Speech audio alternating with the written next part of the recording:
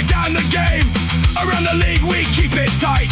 Diesel on the mic every night. Mikey Diesel. Around the league, week in the life. Mental health minute. Unsung heroes. Ask the comics between the whistles. Call it how it is. V.V.H.L. No filter on this. Brought to you by KXKShop.com, the exclusive apparel partner of the V.V.H.L. Always use code V.V.H.L.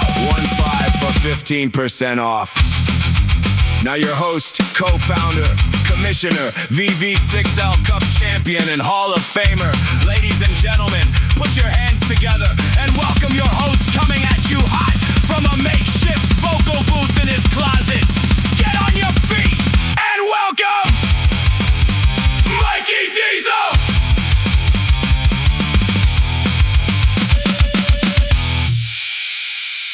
Yes, sir. Ladies and gentlemen, welcome back to Between the Whistles with your host, myself, Mikey Diesel.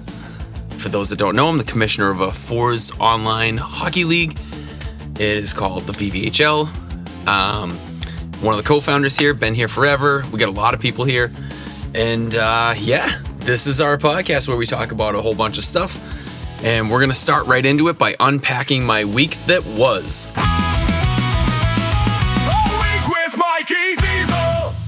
Okay, so the week in Mikey Diesel, a little punk rock theme coming at you.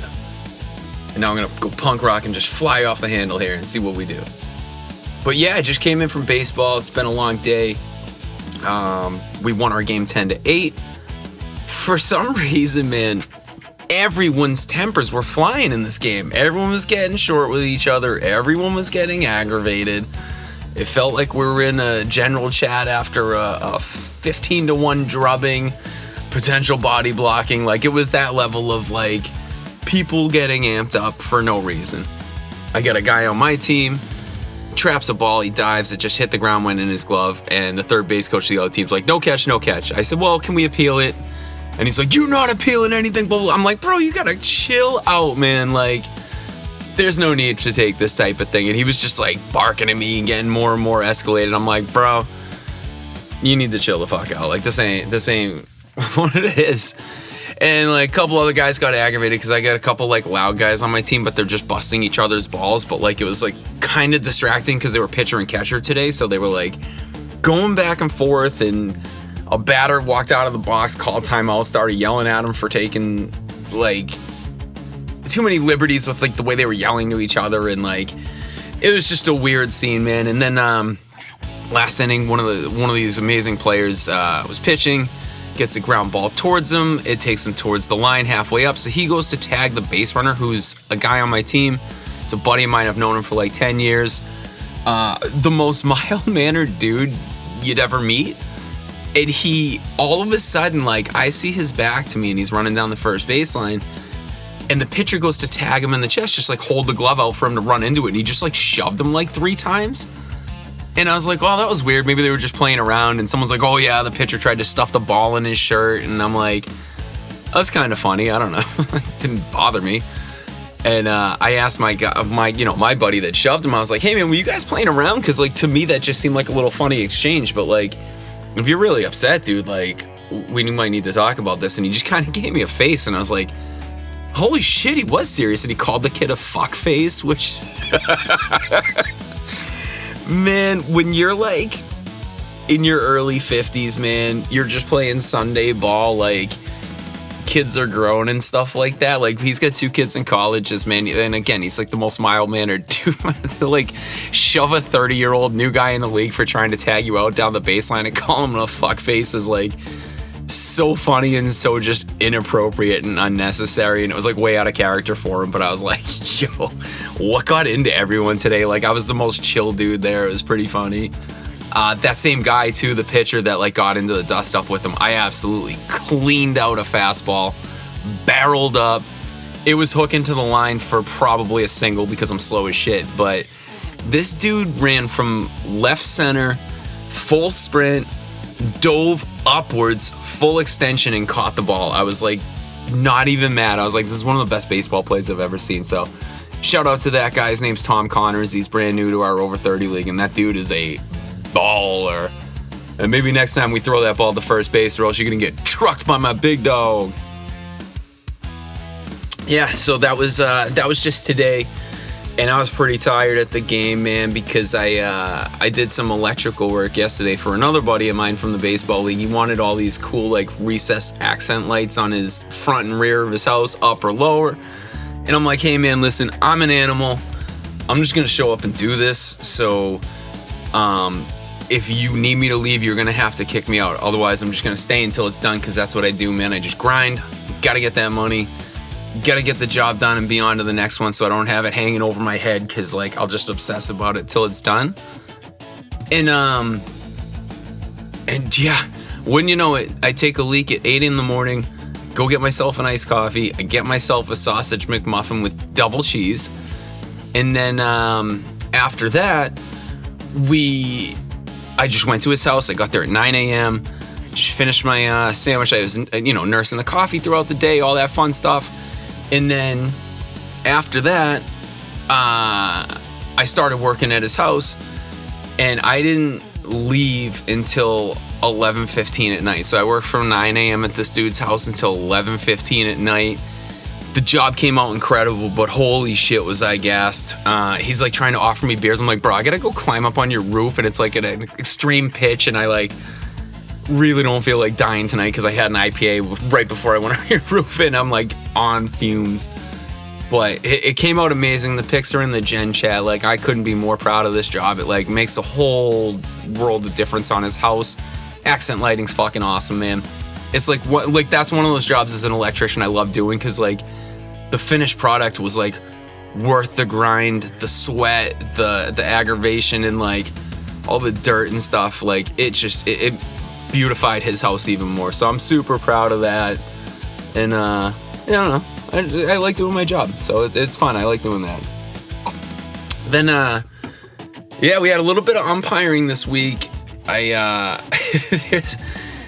There's this guy. He played in the over 30 league with me. I was umpiring last year, and when I was umpiring last year, this guy was like, oh, Mr. Rules, whatever. Like, he's hitting infield for his team. Not a big deal. It's him and a coach, an adult coach, catching the infield for him. So he's doing all that stuff. The other team played with 9 or 10 guys, and their catcher had to go in and pitch. So someone else had to get the gear on, and there was no other sub. So I was like, there was rain in the forecast. It was like an overcast day. Like, we were like minutes away from getting rained out and like having to come back another day to play. So I'm like, hey coach, why don't you get a guy out here with the glove and just warm this guy up so we're just ready to go as soon as this catcher comes out. And this guy, man, he's like, no, can't do it, Blue, can't do it. I was like, what are you talking about, man? I mean, they don't have anyone else. Like, we got to get this game going because of rain. He's like, listen, I don't care. It's Little League rules. It's got to be a kid with the mask warming him up. And I just kind of like kicked the ground. I was like, yeah, I mean, I'm just trying to get the game going, but apparently this is your game now. You run the field, so we'll wait. I don't care. If it rains, man. I get one drop of water on me. I'm calling this game.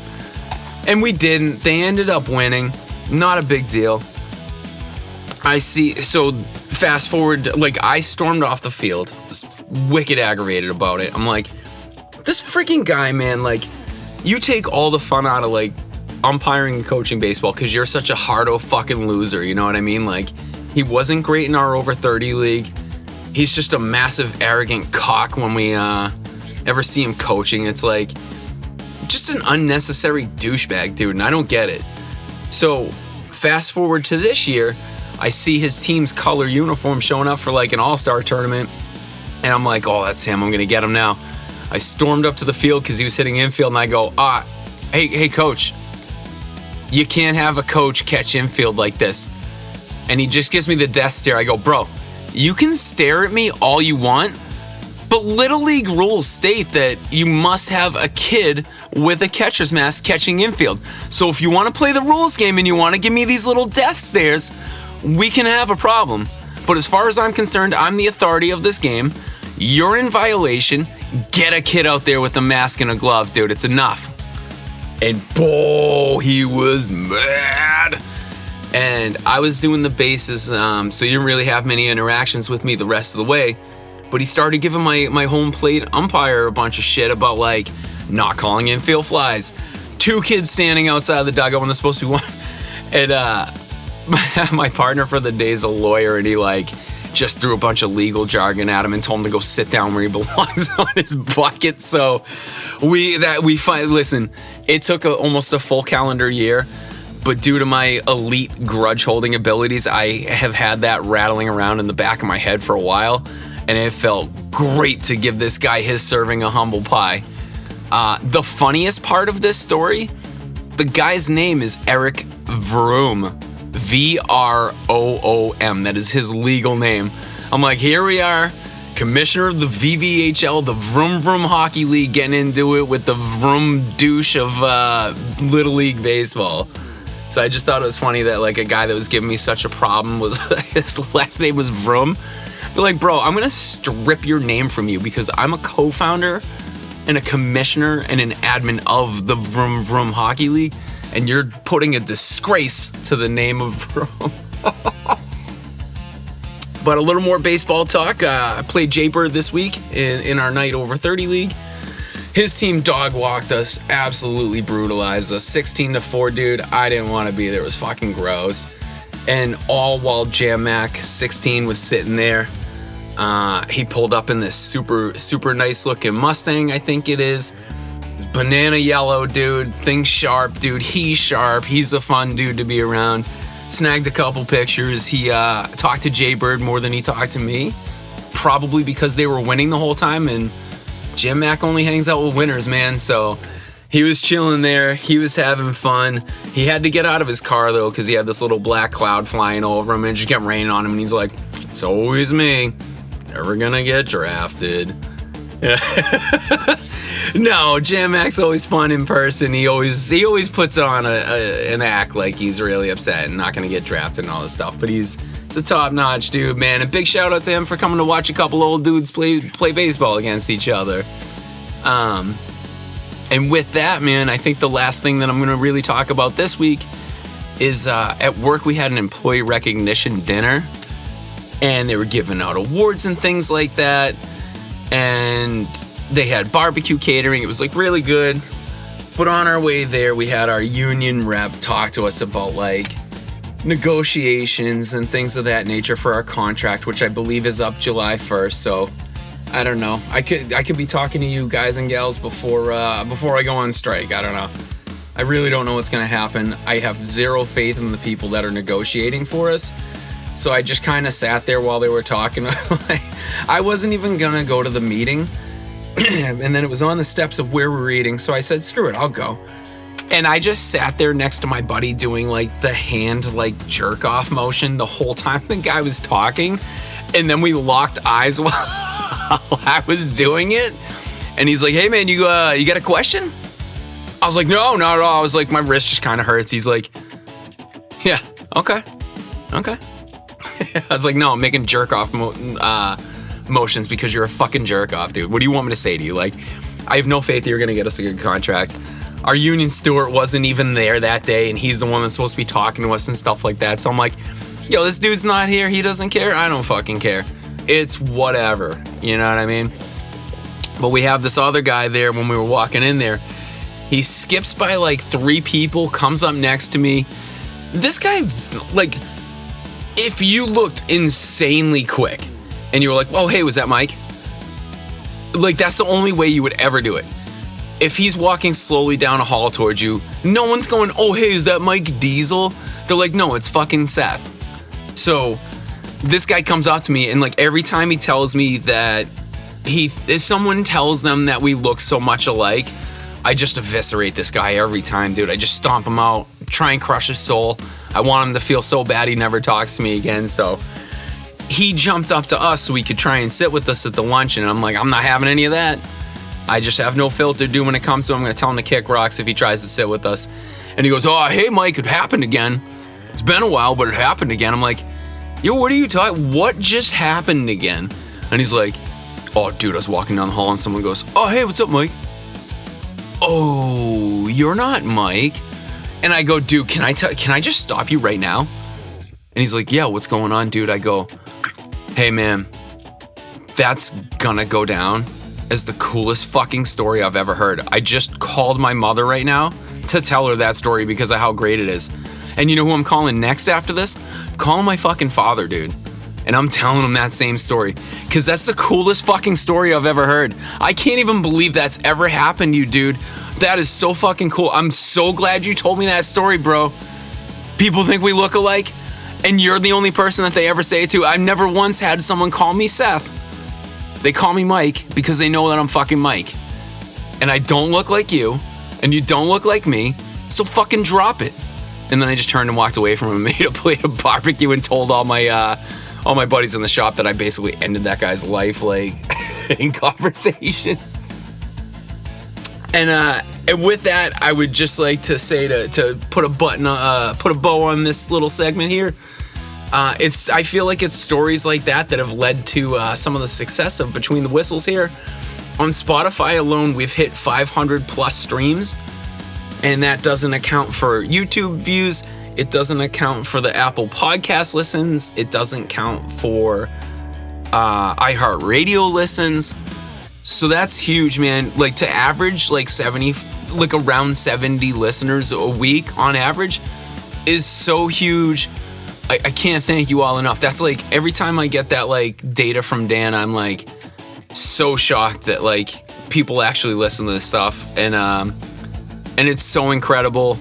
And thank you all for that. So yeah, 500 streams down on Spotify. Here's to another 5,000. 5,000? Oh my God, these lofty expectations, man. I didn't know I was going to be doing this for 10 years, but no, we're going to look towards 1,000 streams. That's the next milestone as far as I'm concerned. And y'all are making it happen, man. You guys keep bringing me here to keep telling my dumb stories. So let's tell some more dumb stories when we take our look around the league. A look around the league. A look around the league. A look around the league. Okay. A look around the league. A look around the league. It's like a little Elvis in there too. It's like I don't know, man. These transitions are great. They always kill me. But yeah, we had week 1 of the V.V.H.L. And I will tell you, I forgot my baseball schedule. I was supposed to play night 2, Wednesday. Ended up having to slide into night 1, playing with Pix the Funk, playing with Scuba Gaming, and playing with Joe D23 and net. And man, we started out 2-1. We did great. We were feeling good. Things were going well. 2-1. We lost like a tough one. And yeah, like we were in a good position going into Wednesday. So then you look at the next night, I believe we lost the first game, had an OT win in the second game, and lost the third game. So we're sitting at 3-3, not feeling terribly like nervous or anything like that. Really trying to take like that kind of like Hoagie approach to owning this season where like he's not a guy that typically makes like a lot of trades or anything like that. And I think like last season, I was like, man, fuck it. If we have a bad week, we gotta shift it up a little bit. We gotta switch it up. We gotta shuffle the deck. We gotta get some new blood in here. Gotta find that right combo. And I think this time around we're gonna do more of a let's get our chem games in. Let's all learn how each other's tendencies are. Let's play with different variations of each other, just like playing around and stuff like that. And see if we can kind of like learn where everyone's going to be and kind of take that approach where we're just going to grind it out, make moves if they make sense for us. Don't just make moves to be reactionary and make the moves. I really love the squad that we have here. Like Pix and Scuba were hoping to play together this season. They're playing together this season on the same line together, so that's big. Jody 23, Last Dying Breed. Those two boys are in real life friends. They always end up on the same teams. They're always each other's backup. So it's really cool to have like two guys that vibe like that. And then Scuba and Pix vibing like that. And then you got Wax and me vibing like that as well. And then Yeti and Ribeye, I'm pretty sure those guys are comfortable playing with each other as well. I believe they have before. So, I mean, we have a great squad. We have great attitudes, man. Everyone's lively in the chats. And things are going really well. And I'll tell you, man, with the Canada Day and the 4th of July deciding to take this week off couldn't have been a bigger benefit to the Coffin Floppers. I think we're going to benefit the most from taking a week off for holidays. Wow, that was a deep inhale. Jeez, I wonder if that's going to get edited out. That was a... Here comes a bunch of words I got stuff to say. No, yeah, so with that week off, it's really huge for us because Breedsy, as I like to call him, actually broke his arm or his wrist. He's getting fitted for a hard cast. He's like, I'm telling him to fit that cast to make sure that goddamn controller fits in my hand. And, you know, shout out to him. I was already nervous that we're going to have to dip into the ECU pool after week 1 because this dude broke his arm chasing his kids on Father's Day. Like, you got to drink some milk, brother. You can't be falling up a grassy knoll and just shattering your glass-like bones. We need you on the ice, man. You got to be in that bubble of safety. But yeah, no, speaking of not making moves or being reactionary or anything, holy shit, did other teams not take that approach. You see the Pine Riders making crazy moves. Iron Waltz are making crazy moves. Portage Money Shots are getting in the mix. Silver Foxes are getting in the mix. It's like a mosh pit of dudes just fighting their way around to try and get the best deal they can, not get punched in the face and get out unscathed and get some chem games in this week. It's really interesting to see like who's a reactionary owner, who's going to stay the steady course and kind of trust what they drafted. It's going to be very exciting to see how this all plays out. And with the week off, I got a feeling we're going to see a lot of pins, going to see a lot of draft lobbies, going to see a lot of chem games going on. It's going to be a blast. And yeah, all those trades were like coming through on Friday. And Friday was not a great day for me. I had to take the day off of work. I was, my wife had to go in for an endoscopy. It's a thing for her esophagus. I was crashing out pretty hard, man. I was really stressed about it. And you know, she's getting like a lot of like important tests done right now, and they're kind of weighing on me. And then like I'm starting to find myself getting a little more frazzled. And good Lord, man, Friday was just DMs from owners. Hey man, can you approve my trade? Hey, where's the graphic? Hey, can I kick this guy out of my server? Hey, can I invite this guy into my server? Hey, when are you going to announce it? When are you going to change the roles? When are you going to do this? When are you going to do that? Hey, are we playing the week of Canada Day and 4th of July? Hey, is this a thing and that? And I snapped, man, went right to the Gen chat. And I was like, yo, you guys got to stop. This is enough. I'm like bugging the fuck out about my wife, man. And to get that stuff, it's like so hard to compartmentalize it and like just know that these dudes are being like energetic and excited about it, but like I'm freaking the fuck out and they don't realize that. So like I would calmly tell people and like, same guy, man, same guy. Hey dude, really stressed right now at the hospital with next text, my bad. LOL, sorry. Good luck with your wife. Let me know if you need it. I'm like, just put it in one sentence. Oh, please, you're killing me. But we got through it. My wife got checked out. She's got what's called a severe hiatal hernia. She's got esophagitis, and they're doing some biopsies to make sure there's nothing like precancerous or anything like that. So it's a little bit of a nerve-wracking time for me. So if you see me getting a little short, just understand that's where it's coming from. Not to give you too much of a peek behind the curtain, but I mean, I'm kind of an open book. I'm pretty transparent. That's what's going on with me personally. So if you do see me kind of being out of character or like snapping a little bit or seeing like I'm overwhelmed, that's why. And yeah, man, it's just like we got to wait another week for these results. So it's going to be an iffy week for me. I'm hoping I can just ride the wave and stay on an even keel, and we'll see. I'm going to try my best, but if I do get short with you, please don't take offense to that, because I don't mean it, obviously. And with that, I've been asked to follow up on the cucumber story. And there's like another wrinkle to it. I don't know if I've said it on the podcast yet. I'm pretty sure I haven't. But like, I think I think in the LFGs, like I've posted, or other people have posted, or the Gen Chat have posted, like, oh, need someone, we're so close, blah, blah, blah. And then someone reacts with the cucumber emoji. And I was like, hey man, what's that thing? He's like, oh, it just means we're one short on the, we're one ingredient short of having a salad, aka a full party. And now that I'm saying it, I feel like I have said this here before. But anyways, that emoji's been a react emoji for like the last couple weeks, and it goes back to the shadow account. And the reason, I was like, well, I don't believe that. There's no way that's true.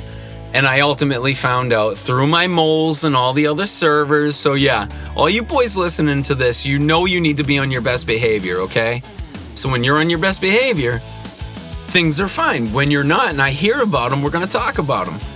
So yeah, so the cucumber thing is tied into a GIF or a GIF if you're a weirdo, in regards to that player's alt account. It's a cucumber, the alt account's name's part of it, and that's where those reactions are coming from. And now that I know, they've been slowing down and stuff like that. So maybe the joke's over, maybe it isn't. But as far as something like that is concerned, here's my thing.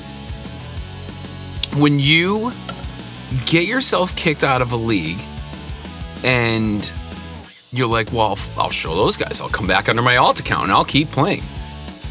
Okay. So this person was kicked out, quote unquote banned from the league. Like, it took a lot for them to get back in. You get kicked out of the league. You come back in like 10 days later under your alt account. And you sit here for 2 fucking years and you're just like on your best behavior. And then the main account comes back because it's past all the vetting process and people vouching for him and stuff like that. Comes in and gets into a dust up in Gen Chat immediately. And it's like, bro, you've been here for 2 years. You've hardly had a dust up. You don't say anything in the chats. You're a freak at the game. So what is it about the name? If you just behaved as that alt account or whatever, was it becoming too much? Like, was it too much putting on the ruse to fool the admins and you were like, fuck it, now's a good time to come back. It's been 2 calendar years. Just behave like your alt account and you're fine. And you're not.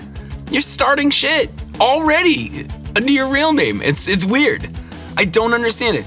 Like, I don't understand how someone could be like, bro, you're out of here. You're the worst of the worst.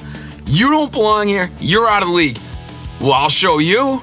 I'm gonna come right back and be one of the best citizens in this community. You're not even gonna know I was in here. Okay, cool. Thanks for coming in and honoring the league value statement and understanding how we run things here and knowing that if you fuck up, you're gonna get kicked out. But then you come back and you make like 0 cents, man.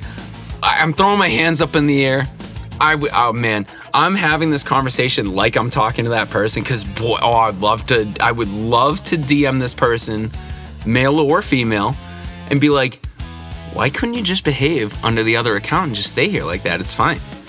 You won 2 cups.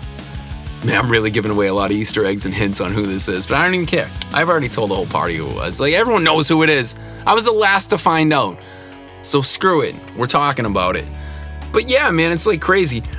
And speaking of talking about it, I was actually telling that story to a couple people in a lobby, and all of a sudden I see Backlash Dan join from West Virginia, and he's like fucking around with the soundboard and stuff while we're in there, and I'm like, oh man, I really hope he's not of sound mind, and here's what I'm saying, because he's gonna blow a gasket the next day if he finds out like that, like everyone openly knows about it, because we all know about it, we all know what's going on. But the person's behaving, so as long as you behave, man, you can stay. It's just I don't know, don't do the fuckery, and you'll be fine. But yeah, so we got all that stuff going around. The West Virginia outing, man, I wish I was there. It looked like a crew of beauties all chilling at an Airbnb. I'm sure it was a crazy time. I'm sure it was a fun time. A lot of folks went down there. Definitely have fear of missing out there. That would have been super cool, but father of 3, man, single income family. I don't have the time or the funds or the energy to make it down there, but if there's anything remotely near me in the Northeast, I'm at the next one. I'm hoping we can do a mini one with Jam Mac, Jaybird, Hoagie, and anyone else that's kind of in the area. Maybe Showstopper and Grimm's come down, or we find some kind of central spot where we can all kind of do like a day meetup, go get some drinks, go get some food, and just kind of hang out and enjoy each other's company. I think that'd be kind of fun. Without, if we did get a bunk or something like that, I'd definitely have to snuggle up to Showstopper, dude. Like, I think him and I could just share a bed. Just go bum to bum. One stares at the wall, one stares at the alarm clock, and we just pray each other doesn't fart first. Just wait until we're both fast asleep and just have a butt trumpet off. Do each other's butt cheeks. I don't know, it's weird. But that's what I want to do. I want to do a meetup and snuggle with Showstopper. Or Grimm's, either one. Whoever's the more dominant male in that family is the one I'm going to snuggle with and fart into his bum. Yeah, so like there was some other things going on too where like a couple owners and stuff got into arguments with each other. I really don't feel like naming names. Some of it involves trade stuff, some of it involves behavior on the ice. Little back and forth, little week one dust-ups, flare-ups, whatever. And then, dude, it's like weird. Like, I always look at my DMs and they're like, look at what this person said to me and what I said back to them. And they send me a snippet of it. And I'm like, listen, man, this is a snippet of it. Yeah, it appears someone overreacted. What do you want me to do about it? It's a DM conversation, man. We're all adults. We're all most of us are like in our 20s to like Christ 50s. So like just be an adult, man. Handle your own shit. Be like, hey, listen, I really don't feel like the way you're talking to me works out well. Like you don't have to come to me. You can handle that shit. Especially when it's in DMs like that. But it is, man. It's like so many people take like the wrong routes and avenues when they're in DMs, and some people like can't read tone. Other people are like not the best like people persons or people when they're speaking, and they can be direct and matter of fact. And sometimes when you do that, you misconstrue it as like, oh, this guy hates me or this guy's being a dick to me. It's really not true. It's just you gotta find that middle ground. Everyone's gotta find a way to communicate how people receive the way things are being said and portrayed to them versus like just taking the literal words. Like you just gotta find that balance. We all gotta understand we're here for the same thing. And I think anyone in this league with an issue can talk it out with someone. I mean, if you look at last week's episode, I've been going on like 2.5 years of having an issue with Rain, and through this podcast we were able to squash it and in the Gen Chat, and everyone saw it, and I think that's kind of cool. And I'll be honest, man, if anyone's not really an adult about all this stuff, it can be me. I can have those conversations, but I have to be ready for them. And a lot of times I handle it kind of childishly, but I'm trying to get better at that. And I think that one with Rain was a big step. So we'll see how that goes going on, and yeah, hopefully more people can do that instead of just like running to me and being like, someone said something mean to me. That'd be more fun. For me, it would. But with all this stuff going on with the cucumber business, with this podcast and like, you know, a little stir in the pot, little kicking of the hornet's nest, you know, bad gas travels fast in a small town, as they like to say on Letterkenny. And with that, I've been getting a couple calls lately. My man, over to Barkov, Mr. Bobby Tibbs himself, he's called me up a couple times this week. I personally love the dude. I always love conversating with him. We're always talking like pro hockey, pro baseball, Red Sox, Orioles. He's from Baltimore, so like there's like a small rivalry there. Both AL East teams in baseball, the hockey, they're in the same conference. Football, obviously, Patriots and Ravens. And yeah, just all that fun stuff. But we've been talking a little bit more lately, and he's like, I heard this is happening there, that's happening there. And I'm like, yeah, dude, don't come around sniffing for dirt from me. Let's just talk about what we always talk about. And I'm almost waiting for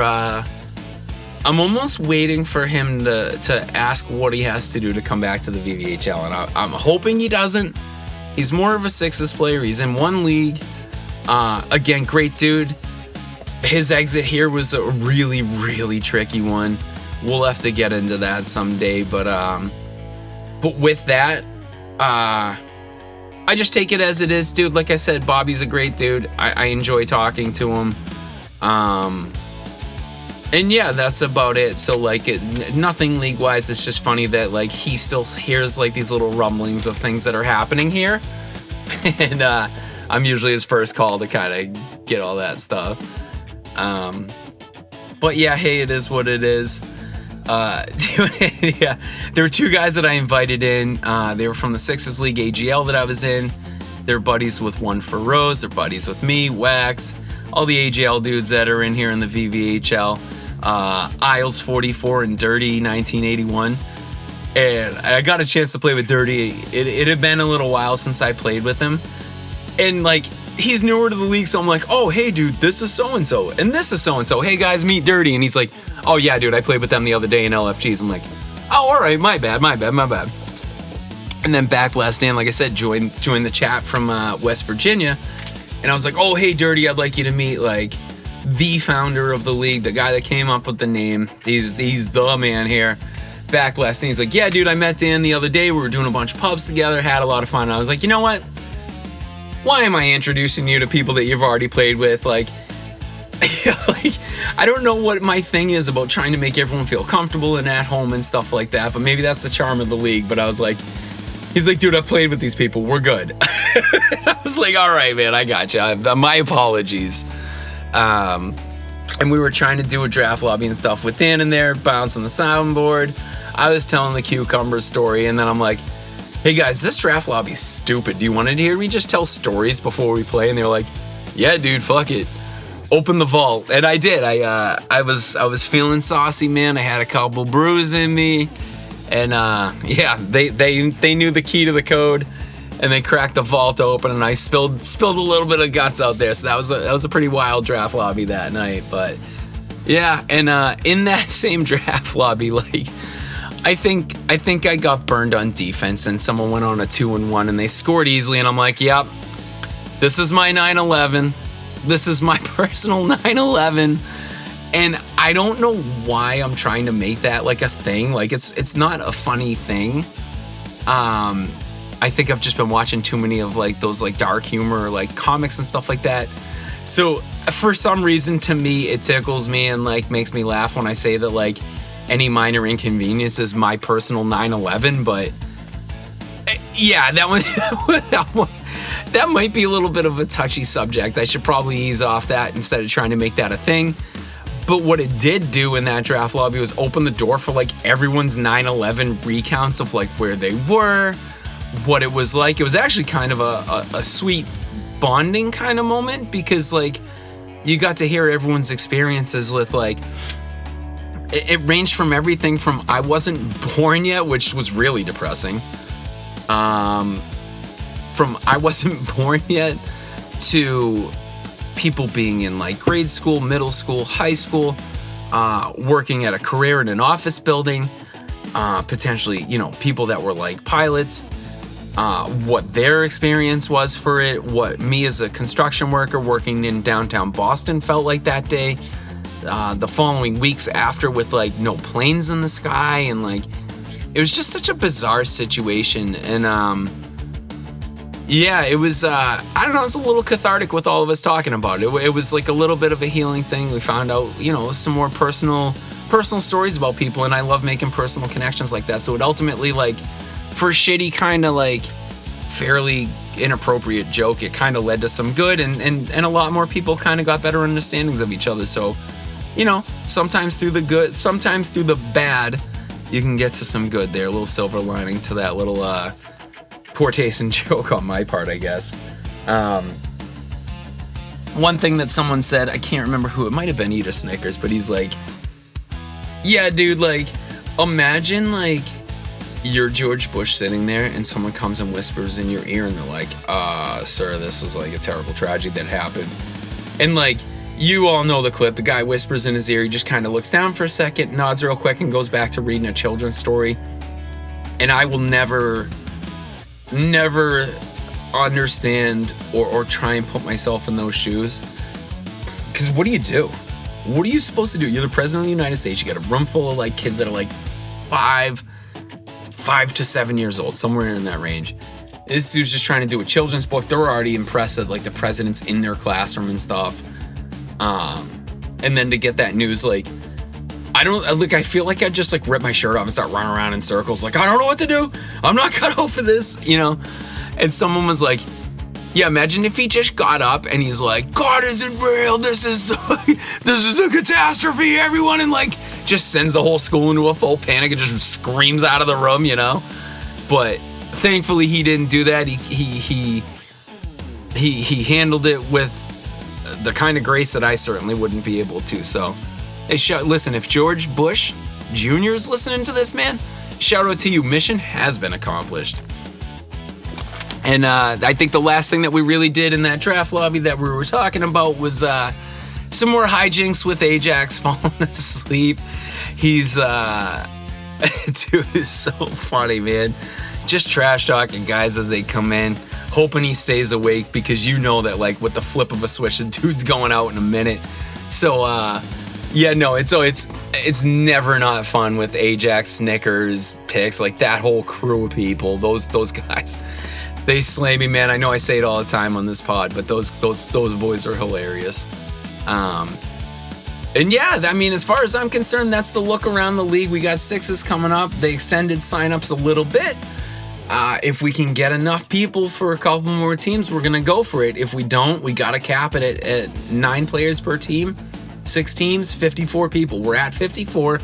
If we can shoot it up to 72 and get 18 more, we're going to expand it. But if not, we're going to have a whole healthy crop of ECUs. And I have a feeling they're all going to be used because it's the summer season and people go away and all that type of stuff. So, yeah, you never know.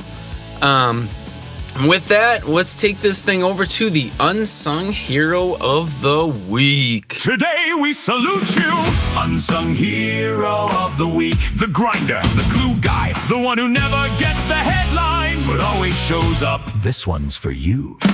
Unsung Heroes of the Week. And yeah, coming back here, my Unsung Hero of the Week is someone that I'm nominating, and it's my father. Phil Doherty, guy's the best. Drops everything to help us out at all times. Came up and watched my son and my 2 daughters on Thursday night so my wife and I could get out for some much needed R&R, just go out, get a little dinner and come home. She had a big procedure on Friday, so we just wanted to go enjoy things, stress-free, go do our stuff. We went out to dinner, we came home, I think it was like around 10:30, 11 o'clock. And my son was still up, and he's a kid that just does not sleep, and he's actually on medication to help him sleep because if he'll go to sleep for like an hour and a half and then be up, and it just ruins his day. He can't function. It's a whole thing. So he didn't take his medication, and we didn't know he didn't take his medication. He was up until 2:30 in the morning. I was gonna die. And then Friday morning, he woke up at 5:30 when I had to take my wife to her procedure, and all we both wanted was just like a shred of sleep, and he did not give that to us. And my poor father, man, he had to deal with that and navigate that until we got home. He busts his balls at work, man. He's always watching the kids. He's shooting around to his vacation house, and guy's an animal. And on the flip side, man, my mother watched the kids while I took my wife to her procedure. This is a very important procedure. As I said, we're testing for cancer and all sorts of stuff. So I'm bugging out about it. My mother was like, do I have time to go pick up cookies on my way? I'm like, as long as you're at the house before 11 o'clock so we can get there at noon. It's about 40 minutes away. We want to have a little buffer of time. Oh, yeah, of course, no problem. Well, sure as shit, she shows up at 11:15 in the morning. 15 minutes later than we were supposed to be. So we get a haul ass down there, man. She's like, yeah, I went to go get the cookies. They couldn't find the order. I'm like, you went to go get cookies. We have to go to this insanely important appointment, but you had to go get cookies. All right, got it. So we get down there. We were there about 5 minutes before we were supposed to start, and they brought my wife in. And when they brought my wife in,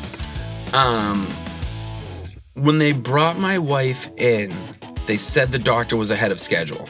So it was good. We were going to get out of there early. And then because we were there a little bit later than we were originally supposed to be because my mother was late, the doctor took someone else because they were ready before we got there. And when he took someone else before we were ready, they had a bunch of complications and it set the doctor back. So when it sends the doctor back, it just delayed my wife stuff. My mother texts me like a half an hour after we left the house. Hey, how's it going there? I'm like, I don't know. I'm like, we're not, like, she just went in. I'm on my own until I find out. It's supposed to be like a 3-hour procedure, Mom. Like, this isn't like a half an hour thing. And she goes, oh, I thought it was a 20-minute procedure. I'm like, she's like, I have a wedding tonight. My cousin got married on Friday night, and he did like a low-key casual type thing. The ceremony started at 5 apparently. So like, we got out of the hospital. My wife's like, I haven't eaten anything since last night. I'm starving. I was like, well, I'm gonna go to this brewery on the way home and just grab a couple 4-packs on the way. So while we went there was a Burger King across the street. Pop into both, start heading home. I text my mother. I'm like, hey, listen, traffic's brutal. ETA's like 5:10. And she's like, well, the wedding ceremony starts at 5 o'clock, Michael. And I was like, well, I don't know what you want me to tell you. We were at a fairly important appointment, Mom. Maybe Dad should have watched the kids because women take longer to get ready than men do. Dad could have thrown his clothes on here and been all set and that. And she's like, don't lay a guilt trip on me when you were at Treehouse Brewing and Burger King. And I snapped. I was like, oh, you mean like when you went and got your fucking cookies that you still didn't get? When you went to go get your cookies on my fucking way here? Like, what are you doing, Mom? And I was pissed. I texted my oldest. I texted my mother too. I'm like, hey, Nana's got to go somewhere more important than what's happening here. So I need you downstairs watching the kids. And my teenager's like, okay. And I texted my mother on the side. I'm like, hey, you're relieved. Take off. Seriously. I don't want you at the house when I get home. Like, the fact that you just laid a fucking guilt trip on me about like grabbing my wife something to eat on the way home and just grabbing a 4-pack. Like, it was a 15-minute aside. Like, if you knew you had this wedding, it was at 5 p.m., let someone else do it. I don't know why you're volunteering for it and then you're just bitching and moaning and sending me texts like every couple minutes, like looking for updates. And I was trying to figure out how she knew that we went to Burger King on the way home. And she bullied my 16-year-old teenager into like pulling up to find my location. And she just sat there tracking the phone. She was watching our every move, every turn we took, every red light we were at, where we were on the highway. I'm like, yo, this is like kind of fucking crazy behavior, man. Like, fuck sakes, man. Like, I'm just trying to find out if my wife's okay and then like just get something to eat and drink after, like relax. But that's why my father's the unsung hero of the week, because he doesn't complain. He knows the drill. Like, he would have been fine with it. And I don't know. It's just like, doesn't make sense to me. And it's fucking aggravating me. And I don't even want to go to my parents' house for a little while because to like cool off. And that's actually going to lead very nicely right into our mental health minute. Mental health minute. Take a breath, hydrate. Maybe don't send that message yet. Yeah, maybe don't send that message, Mike. Don't send the message, Mike. As I stated earlier, had another Friday crash out for your boy. Lost my mind because I was really stressing about my wife and getting all those DMs and stuff. I did. I went off in the Gen chat. I'm like, hey guys, enough of this with the dumb questions. Like, you guys know where to look shit up. Look it up. I can't be your answer book for everything. You have an issue on game night, there's a rule book. You're not sure what the league value statement is, there's a tab for it. Are we playing next week? Check the news update. Like, I can't say it enough. Like, if someone's like, hey man, I looked, I can't find this, can you help me out? Absolutely. If it's something that's clear as day, we at everyone tagged it, all that fun stuff, then I have no patience for it. I just don't. And yeah, that's just, it can be frustrating, and I try and like stay calm about it, but it's a really tricky one. And speaking about staying calm, I gotta tell you, there's one thing that's been kind of weighing on me lately with this mental health minute. I had a friend, we went to high school together, dude, best of friends, inseparable. Then he got this girlfriend. She was pretty rude to wait staff. She was very condescending to people she felt like she was better than, and just kind of all around not my cup of tea. Ultimately, my buddy and I were talking about her one day. I said something kind of crass, he said something to me about like something that I did or whatever, and I just lost it. I called his wife the C word and pretty much torpedoed that friendship. I always felt bad about that. Whether she is or not, I shouldn't have told him that.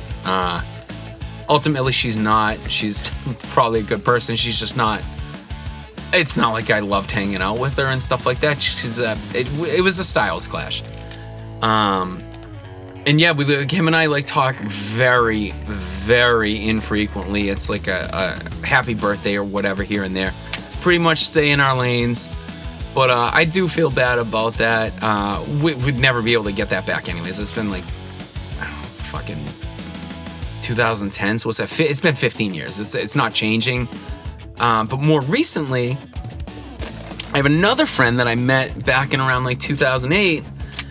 And him and I were inseparable, man. We're talking on the phone every day. We're talking WWE. We're talking sports, football, music, concerts, just everyday life, everything.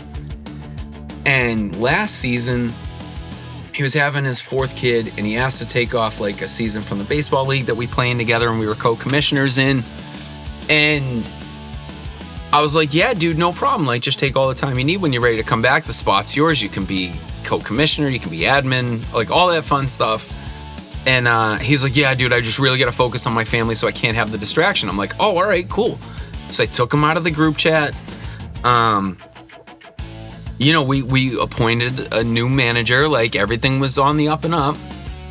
And then, like, he came to the field for opening day last season, and he's like, hey, here's the equipment, guys. Good luck, blah, blah, blah, this and that. And him and I, while he was driving there, it was like an hour and a half ride. We talked for the entire time. Incredible conversation. Had a blast, a lot of laughs, all this stuff. The second I hung up with him, he sent me a text, and he's like, hey, man, I'm really upset with you. I'm going to be honest. And I was like, we just talked for an hour and a half. How could you be angry with me? And he's like, I don't like the fact that you took me out of the group text. I don't like the fact that you replaced me as manager. I don't like the fact that I feel like I was excommunicated from the league. I'm like, bro, oh shit, dude, I'm so sorry. Like, I thought this is what you wanted. I guess I should have asked you. I thought like if you saw the messages and stuff, you'd feel like you were like kind of trapped and be pulled in a bunch of directions when your wife's having another kid and you got 3 young kids already at home.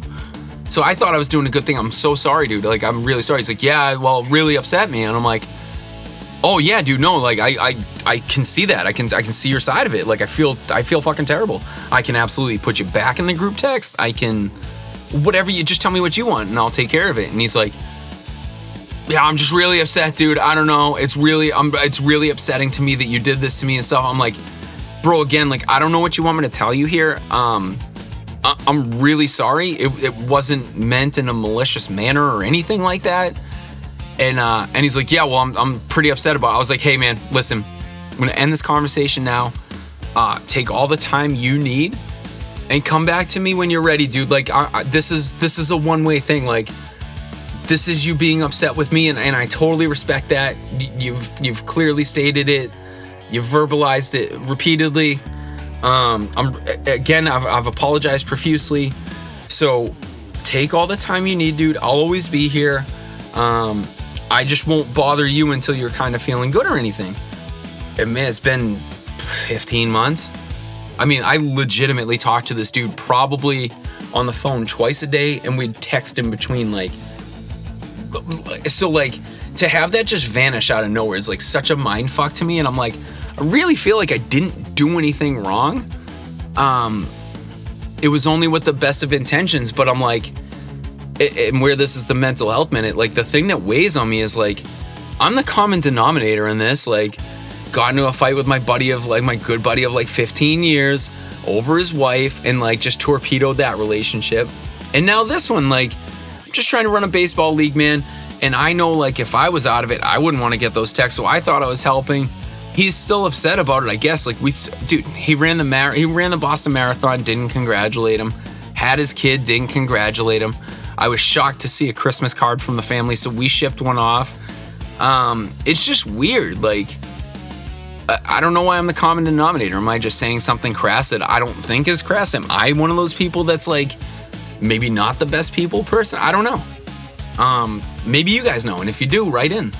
Let me know why I'm a huge piece of shit without any slick back hair because I'm bald. But yeah, it's weird, man. It's weird. I don't know what to tell you. If anyone has any ideas, if you think you got a suggestion on how to mend those fences, I'm all ears.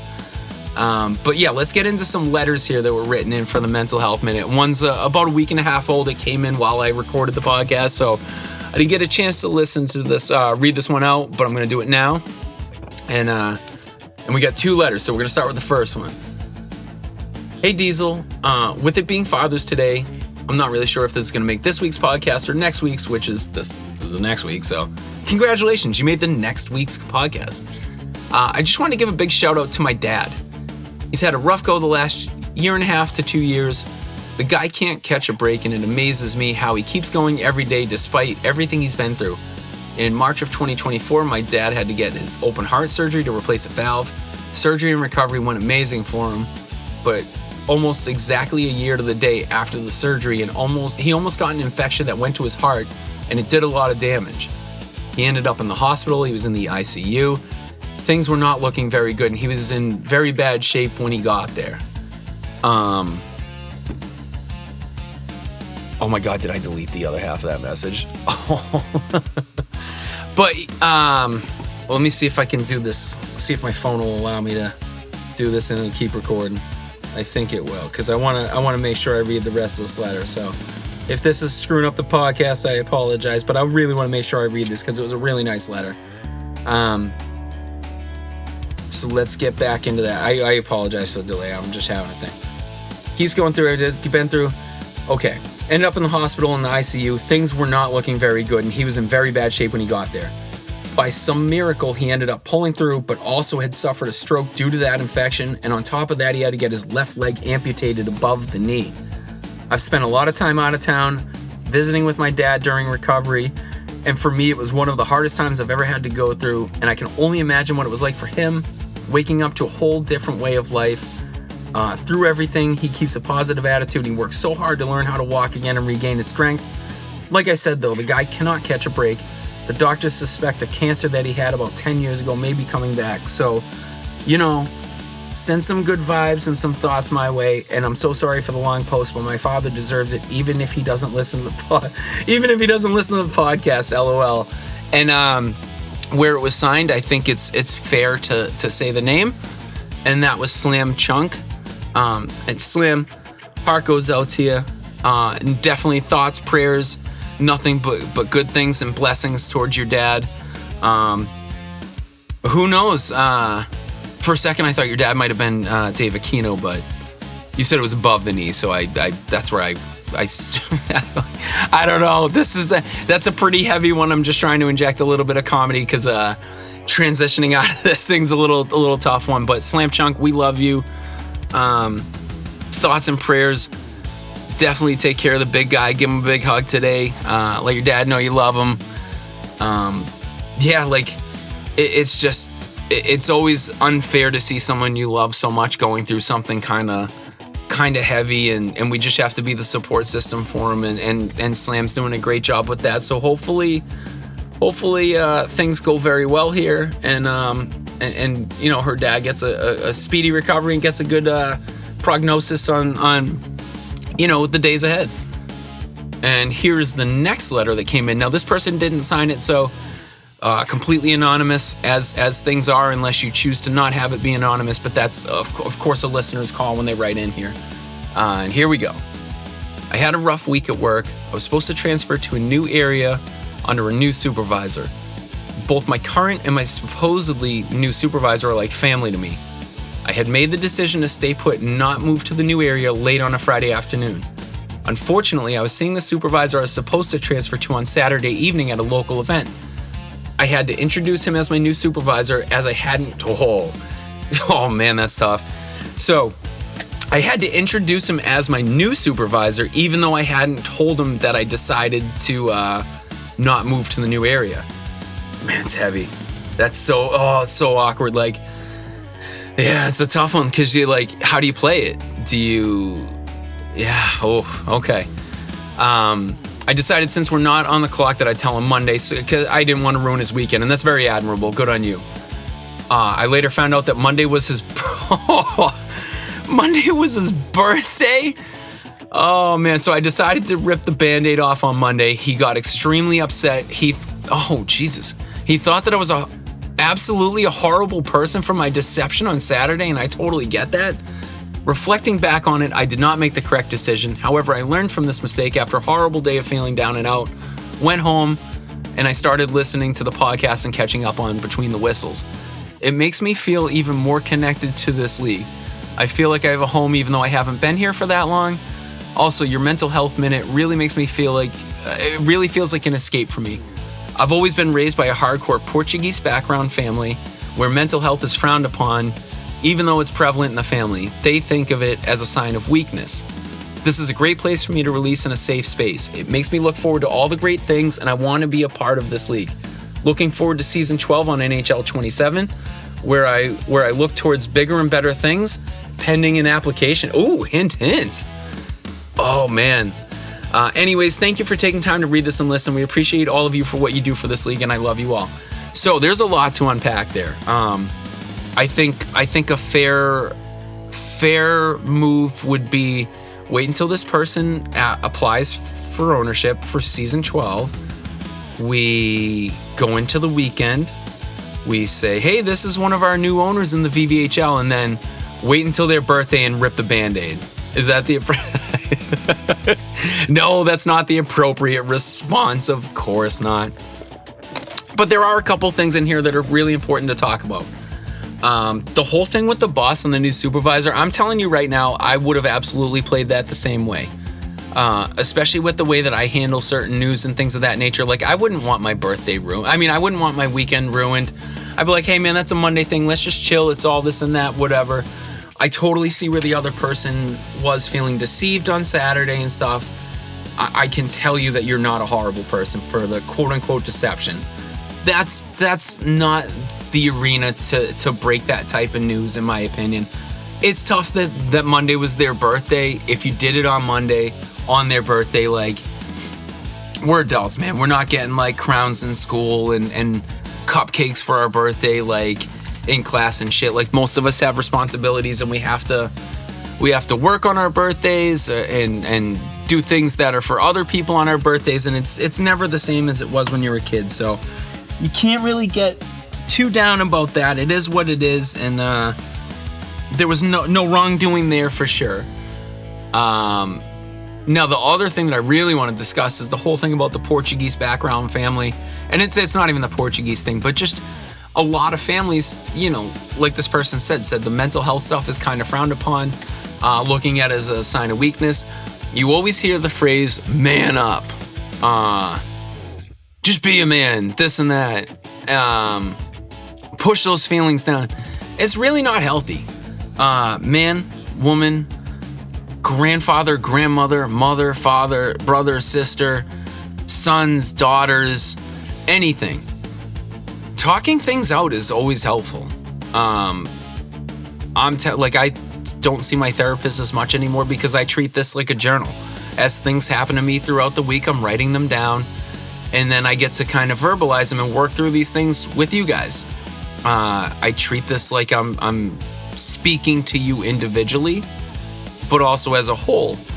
And it's super therapeutic. Whether you start a podcast and no one listens to it, or you start a podcast, everyone listens to it, or you just write the shit down in your notes app on your phone, and maybe that helps. Like, I've been journaling a ton just because it helps with like fodder and content for the podcast, but it's also helping me work through things myself. So no, never feel bad about like focusing on your mental health. Especially if you're Portuguese. I don't no, but like, it's always an important thing. So please make sure like you're taking care of your mental health. You're taking breaks when you need to. Take a mental health day from work if you have paid time off from time to time, because it's helpful. It rejuvenates you. The mind is a tricky thing, and you got to take care of it. So please take care of it. We love you all. I'm super thankful that you guys and gals wrote in this week and last week, and I look forward to more listener contributions. So thank you very much for that. And let's shoot on over to Ask the Commish. Ask the Commish! Ask the Commish! Ask the Commish! Ask the Commish! Ask the Commish! Ask the Commish! Ask the Commish! Ask the Commish! Yeah, we're asking the commish today, and I had someone reach out to me in a DM or as a party. I can't remember, so I'm throwing it in here because it was asked. I didn't really talk a lot about it. I'm gonna elaborate on it. How do you handle people who are from this server, great citizens, and act unruly in other servers?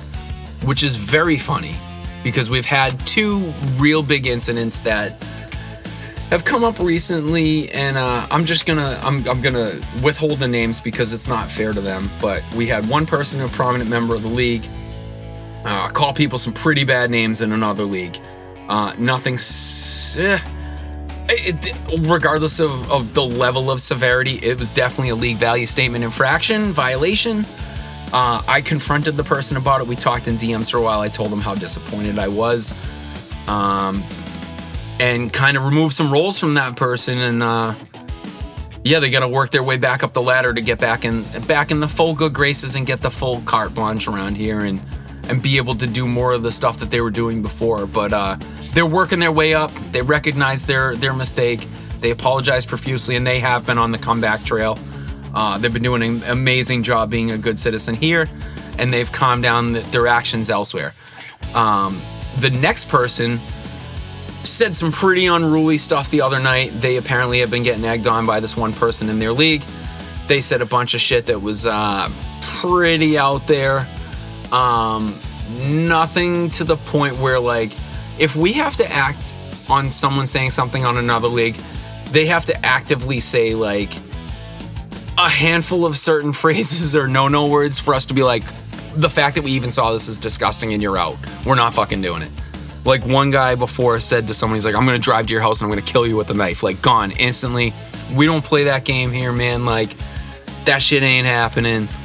Another dude, like, said the N-word, dude, just gone. See you later. Like, we don't want you here. Done with it. And our biggest, so this other person that did that, I confronted them as well. And they were like, well, it's a different league. Who said that? This and that. I'm like, I'm not telling you who said it. They're like, I'm not even going to say anything to them. I'm like, well, then pretend I told you their name since you're not going to say anything. I'm not telling you who the name is. I don't divulge sources. Especially when it comes to my moles that give me the intel about what's happening in other servers and stuff. I'm not going to out them because then you lose the source. So we have sources. That's all good. My biggest issue with these two people that I just talked about with the stories of doing stuff in the other servers is, man, they're doing it when they're flying a V.V.H.L server tag. And to me, that's what the issue is. If that wasn't there, it's no problem. But when someone's like, yo, this dude's saying some pretty nasty shit. Oh, what's that server tag? V.V.H.L? Oh, the exclusive home of non-toxic hockey and the best of the best. And we pride our reputation on being non-toxic and all-inclusive. And then you got these guys out there just running their mouths in other servers while they're flying the flag, man. It's like, it's just such a shitty look for us. So then I got to hit them with the disappointed dad talk because it's like, listen, dude, I get it. You're a human. You got to vent somewhere. It's whatever. But when you're like, yeah, I'm from the V.V.H.L, go fuck your mother. Like, that just doesn't sit well with me. So that's how I've been handling issues like that so far. If they cross a line, they got to go. If they cross what we perceive a line for our league, but they did it elsewhere, they're getting talked to, for sure. But we got one more segment here, and we're going to take this thing home with the Mount Rushmore. 4 faces, 0 agreement. The Mount Rushmore of the V.V.H.L. 4 faces, 4 dudes. I don't know. I forget what the jingle. Okay, this week's Mount Rushmore is in honor of Carney. We were in a draft lobby on Friday night, and Buck Neeson had just shared a picture on Facebook of him at like his daughter's 8th grade graduation. I'm like, bro, this guy's dreamy as fuck. I'm like, he's jacked to the gills. He's a great father. He's super fit. He wears white pants, tight shirts. Muscle Man Buck, let's go. Hunk of the hunks. And Carney started getting like wicked uncomfortable. And I'm like, Buck, if I could ever see you during like weightlifting season, dude, shirtless, like I'd be on Carney just kept getting more and more uncomfortable, man. I couldn't help myself. It cracked me up. And I'm not like doing it in a derogatory way towards any other people. Like, listen, man, game recognized game. There's some beautiful men in this server too, man. I can certainly attest to it. I have no problem admitting it. And in honor of Carney's uncomfortableness, we're gonna go with the Mount Rushmore of the hunkiest dudes in the V.V.H.L. And I'm gonna start off with our honorable mention, Picks to Hunk. He was Picks to Funk, but as long as he's on the Coffin Floppers, he is going to be Picks to Hunk. And he gets the honorable mention. You can't be one of the hunkiest dudes in V.V.H.L. and not at least mention Picks to Hunk. So with that said, I just talked about him, glazed the shit out of him. Buck Neeson will start this thing off, man. Top D-man, top dad, top muscle gains guy, big lifter. And after all that whole exchange on Friday night, Buck sent me a picture of him during bulk season, shirtless in the mirror, and I was like, Jesus Christ, dude, calm down, man. There's kids around here. Can't be flashing those pecs like that, brah. But all in good fun, dude. Bucky's a class act. And he's super handsome, and I'd love to, dude, I'm sure his cologne smells great. Next up on the list, man, we're gonna go Dave Aquino. I don't know what it is. I don't know if it's his voice.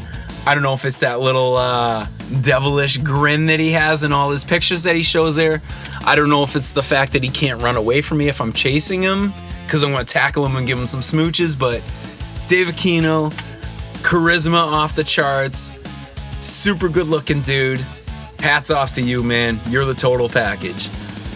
Next up after that, we're going to talk about the V.V.H.L. and not talk about the Silver Fox himself, Backblast Dan. You're goddamn right, we're going to talk about the Silver Fox Backblast Dan. Perfectly coiffed gray hair, smile that'll light up a room, attitude of a honey badger, don't fuck with him, he's going to get you. Backblast Dan, our third entrant on the Mount Rushmore. And last but not least, Mr. Schaefer, Aviator. I swear to God, this guy is a male model, disguised as a pilot, disguised as a video game player. His picture is literally in the frames of stock photos at like your local home goods store, like a TJ Maxx or Marshall's or Buc-ee's or, I don't know, Winnipeg Cinemas, whatever they have in Canada. And that's going to be it for our Mount Rushmore. We got Aviator, Backblast Dan, Dave Aquino, Buck Neeson, honorable mention Picks to Hunk. That's going to put a bow on this week, ladies and gentlemen. This one's a long one. I try and keep them short, but you guys keep giving me material. So, Dan, hit them with the jingle. We're out. We'll see you next week. Happy hockey, everyone. Have a safe 4th. Have a safe Canada Day. I love you. Do everything you keep doing. You guys and girls are beauties. And this has been Between the Whistles, a Front Explosion Daniel production! A Front Explosion production!